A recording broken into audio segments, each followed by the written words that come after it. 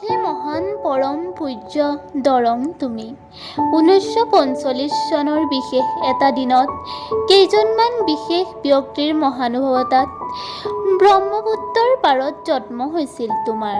নাম লৈছিলা দৰং মহাবিদ্যালয়, যি আমাৰ এক চিৰ পৰিচিত আৱেগ, আমাৰ হেঁপাহ, আমাৰ অহংকাৰ।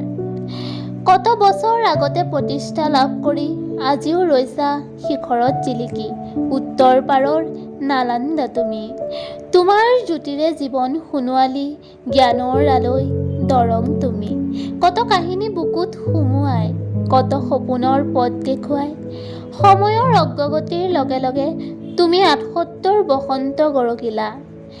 এন্ধাৰ গছকি পোহৰ সিঁচি, নৱ নৱ মেধাৰ চিনাকি বিচাৰি তুমি শিখৰ বগালা। তুমি জীৱন গৰিমাৰ মূৰ্তপতি, তুমি আশা ভৰসাৰ কঠীয়াতলী।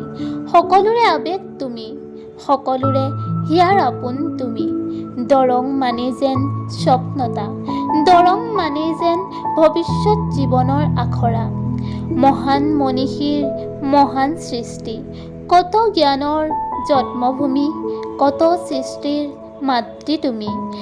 যুগে যুগে জ্ঞানদায়িনী, কত গৌৰৱৰ সাক্ষী তুমি। আমাৰ গৌৰৱ দৰং তুমি। উন্মাদ স্বপ্নৰ তুমি মুক্ত বতাহ, তোমাৰ জ্ঞানৰ জ্যোতিত পুলকিত হলো সকলো।